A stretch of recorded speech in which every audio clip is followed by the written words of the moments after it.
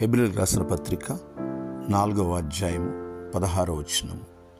గనుక మనము కనికరింపబడి సమయోచితమైన సహాయము కొరకు కృప పొందినట్లు ధైర్యముతో కృపాసనం నొద్దకు చేరుదము.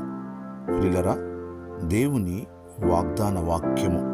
మనము కృపాసనమును యొద్దకు చేరడానికి మునుపు మనకు అవకాశం లేదు. కానీ యేసుక్రీస్తు ప్రభువారు కల్వరిలో చేసిన బలియాగం వలన, ఆయన సర్వ మానవుల యొక్క పాపములకు ప్రాయశ్చిత్తార్థము చేయటం వలన మనము ధైర్యముగా కృపాసనం వద్దకు చేరుకుంటున్నాము, కనికరింపబడుతున్నాం. సమయోచితమైన సహాయము మనకు దొరుకుతుంది, కృప మనకు దొరుకుతుంది. ప్రార్థన. పరిశుద్ధుడా, పరమ తండ్రి, మీకు వందనాలు. ఈ దిన వాగ్దాన వాక్యాన్ని బట్టి వందనాలు. ఈ వాగ్దాన వాక్యం విని ప్రార్థనలు ఏకీభవించిన ప్రతి ఒక్కరిని, వారి కుటుంబాలను దీవించండి.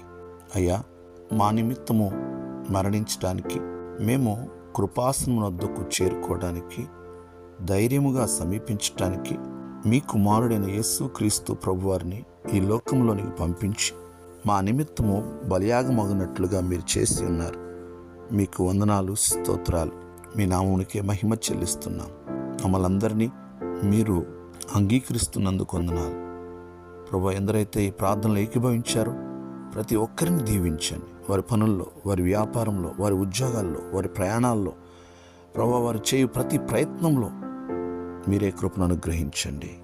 యేసయ్య నామములో ప్రార్థిస్తున్నాం తండ్రి. ఆమేన్.